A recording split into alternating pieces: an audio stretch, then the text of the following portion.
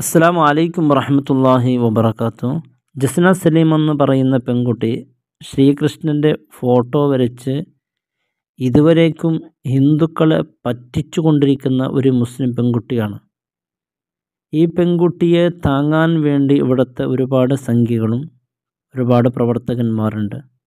തലയിൽ തട്ടമിട്ട് ഫർദ ധരിച്ചുകൊണ്ട് ഈ ശ്രീകൃഷ്ണൻ്റെ ഫോട്ടോ വരച്ച് ലക്ഷങ്ങളാണ് ലാഭമുണ്ടാക്കുന്നത്.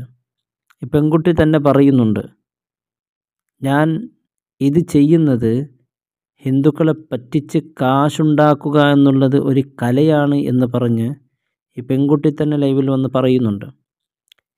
ഇവളെ താങ്ങി നടക്കാൻ ഒരുപാട് ഹിന്ദുക്കളുണ്ട്.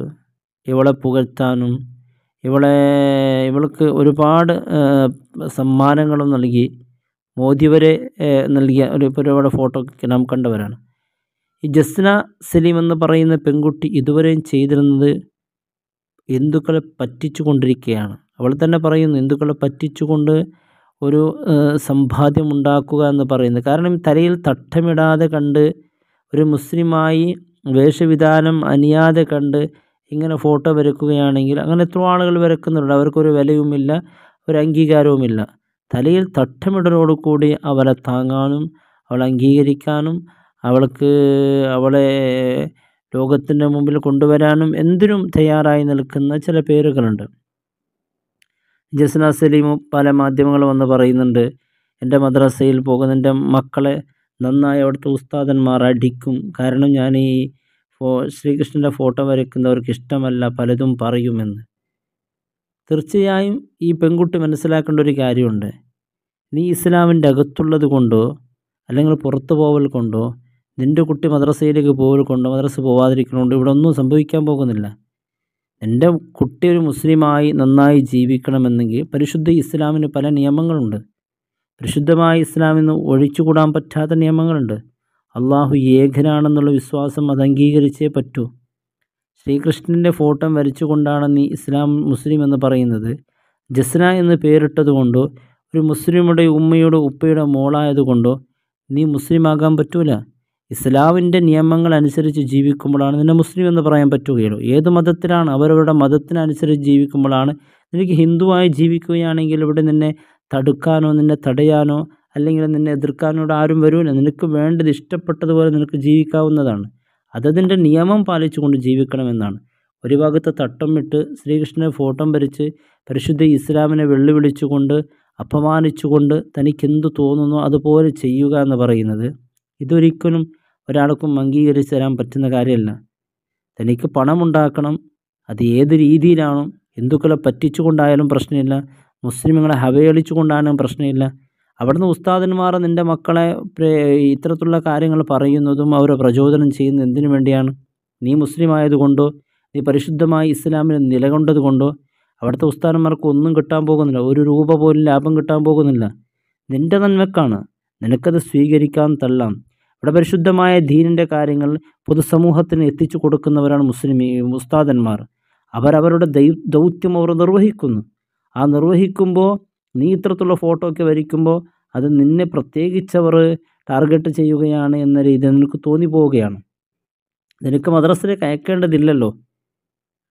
നിനക്ക് മദ്രസയിലാണ് മക്കൾ പഠിക്കേണ്ട ആവശ്യമില്ല. നിനക്കിപ്പോൾ അങ്ങോട്ട് പോയാൽ പരിശുദ്ധമായ ദീനിയായ ഒരു നിലപാടുമില്ല. ഇങ്ങോട്ട് വന്നാൽ നിനക്ക് അതിനേക്കാൾ ഏറ്റവും ഹൈർ ഒരു ഹിന്ദുവായി ജീവിക്ക്. നന്നായി അവിടുത്തെ മതത്തെ പഠിച്ചു കുറിച്ച് അതുപോലെ നന്നായി ജീവിക്ക്. ആരാ നിന്നെ തടയാൻ വരുന്നത്? പരിശുദ്ധമായ ഇസ്ലാമിൽ നീ നിൽക്കുകയാണെങ്കിൽ ഫർദ ധരിച്ച് മുസ്ലിങ്ങളെ അവഹേളിക്കുന്ന രീതിയിൽ നീ ഇങ്ങനെ ഇത്തരത്തിലുള്ള പ്രവൃത്തി ചെയ്യുമ്പോൾ ആർക്കാണെങ്കിൽ വിഷം വരും. പ്രത്യേകിച്ച് ഹിന്ദു സഹോദരന്മാർ അറിയേണ്ടതുണ്ട്. ഇവള് കൃഷ്ണൻ്റെ ഫോട്ടോ വരച്ചുകൊണ്ട് ഹിന്ദുക്കളെ വഞ്ചിക്കുകയാണ്. അതിലൂടെ ലാഭം പണമുണ്ടാക്കാൻ വേണ്ടി ഒരു ബിസിനസ്സിന് വേണ്ടി നടത്തുന്ന തട്ടിപ്പാണ്.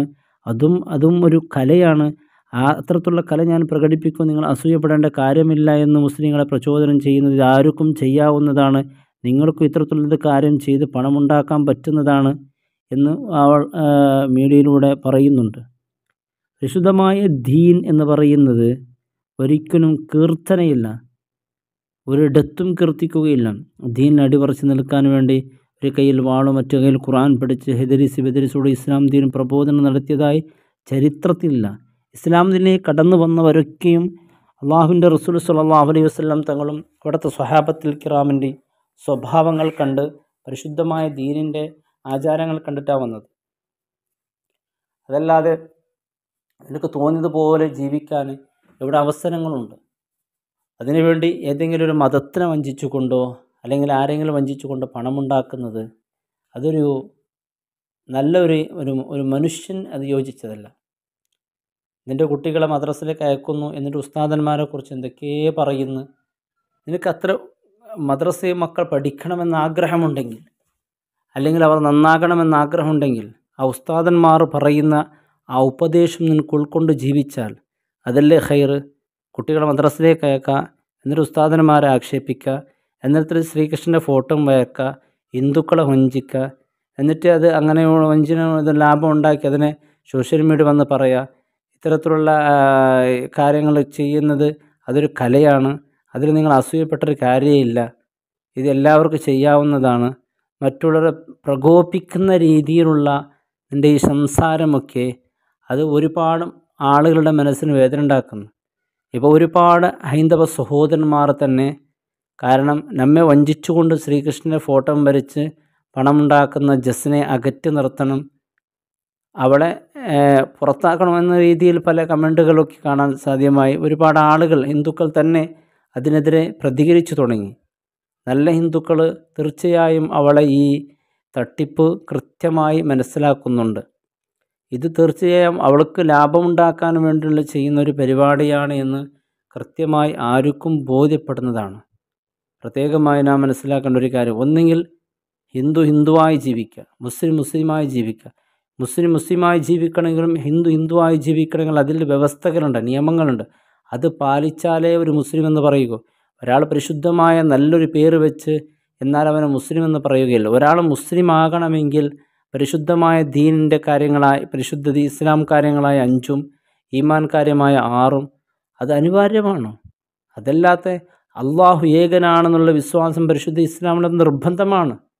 എല്ലാം ദൈവമാണ് എന്ന് വിശ്വസിക്കുകയാണെങ്കിൽ ഒരിക്കലും ഇസ്ലാമിൽ അവനിക്ക് ലക്കും ദീനുക്കും വലിയ ദീൻ, അവരുടെ ദീൻ അവർക്ക്, നമ്മുടെ ദീൻ നമുക്ക്.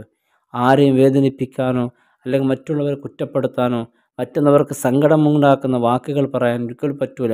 ഇവൾക്കറിയാം, നന്നായി അറിയാം. തലയിൽ തട്ടമിട്ട് ശ്രീകൃഷ്ണൻ്റെ ഫോട്ടോ വരച്ച് അതുപോലെ ഗുരുവായൂരിൽ പോയി ഫോട്ടോ എടുക്കുന്ന ഒരു കാര്യമൊക്കെ നാം കണ്ടതാണ്. അവിടെ പോകുമ്പോഴും തലയിൽ തട്ടമിട്ട് പോകുന്നു. അതൊരു ബിസിനസ് മൈൻഡാണ്. അവൾ തട്ടമിട്ട് പോയാൽ തന്നെ അവിടെ ഒരു അംഗീകാരവും അവിടെ എന്നെ താങ്ങാനും സ്വീകരിക്കാനും ആളുകളുണ്ടാകും. എന്തെങ്കിലും പണം സമ്പാദിക്കണമെങ്കിൽ ഈ തട്ടം അത്യാവശ്യമാണ്. അതല്ലാതെ ഇസ്ലാമിനോടുള്ള സ്നേഹമാണോ? ഒന്നുമല്ല. അല്ലാഹു റബ്ബ് സുബ്ഹാനഹു വ തആല ഇത്തരത്തിലുള്ള പെൺകുട്ടികൾ തീർച്ചയായും ശ്രദ്ധിക്കേണ്ടതാണ്. ഹൈന്ദവരും ശ്രദ്ധിക്കണം, മുസ്ലിമുകളും. ഇവർ ഉണ്ടാക്കുന്ന കുഴപ്പം അത് ചെറുതല്ല. അല്ലാഹു റബ്ബ് സുബ്ഹാനഹു വ തആല ഇത്തരക്കാർ എന്നിട്ട് സമൂഹത്തെ അല്ലാഹു കാക്കട്ടെ. അസ്സലാമു അലൈക്കും.